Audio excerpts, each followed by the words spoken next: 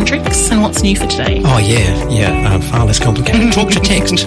Talk to text. Oh, one of my favourites. It's one of those things when you're kind of driving in the car, you're not allowed to touch your phone. If you've got your phone in a cradle, you are allowed to, so don't quote me on this exactly, but I think the law states that you're allowed to tap it to answer and tap it to hang up. I think that is the WA law. As long as it's in a cradle, that's the only thing you're allowed to do. You're not allowed to use it for any other reason whatsoever.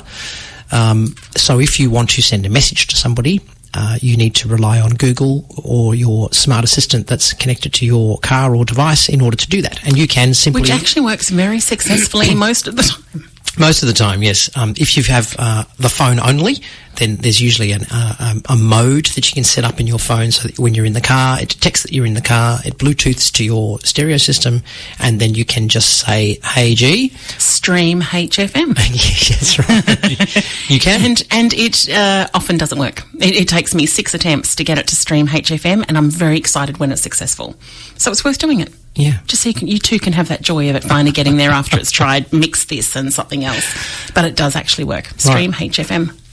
The reason behind that talk to text, though, is if you wanted to send a message to your missus or partner or whatever and say, look, I'm running late or I'm on my way or something like that, you can't touch your phone, so you can tell your smart assistant, send a message to XYZ, where XYZ is a person in your contacts, so that the smart assistant knows who you're trying to access.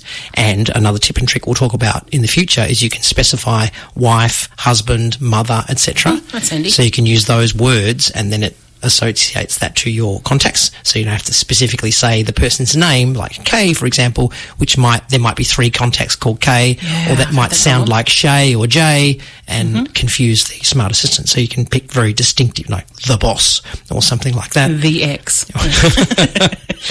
Anyway, the idea being that you can ask your smart assistant to send a message. So, hey G, send a message to my wife, for example, and it would say, hi, yeah, sure, what's your message? And then it'll read the message back to you. You can change or send it, and then you say send it, and off it goes, right? So obviously it needs to be working on your device, often your phone, for that to work, and you can use your phone's microphone, or if it's connected to your car sound system, it will use your car's system through there.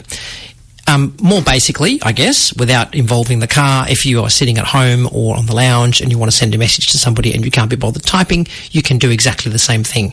If you're using Messenger, so Facebook Messenger, or Messages, your phone's SMS messaging program, or WhatsApp, when you go to type your message from within that, so you would open the app as you normally would, click on the person that you want to converse with, tap into the section to bring up the keyboard, and in the top right hand corner of the keyboard is a little microphone, and when you tap on that microphone, it sits there waiting for you to speak. So you can say whatever you like, and then when you pause long enough, it will actually stop, or you can just tap any other key on the keyboard and it will stop the voice to text translation, and then you can just hit go to send that message.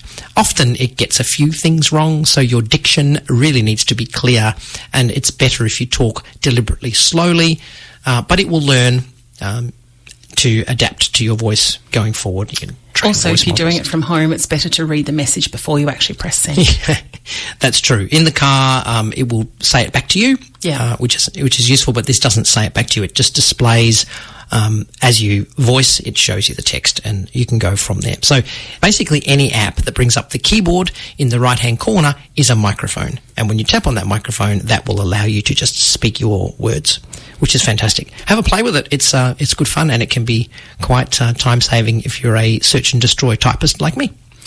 Also, if you want to experiment with programs like Google Keep, which we've talked about before, you can talk long paragraphs into Google Keep with that little microphone option. Yes, yeah, great for dictating stories or messages or things that you want to remember. Or your book. Yeah. Yeah. When you pause for too long, it takes that as I'm stopping now. So, keep an eye on the screen, because you could ramble on for another couple of minutes and realise that none of it's been saved. Yes. But these are things you pick up as you go. That's it. But yeah, it's worth having a play with if you haven't done so. Wonderful. Talk to text.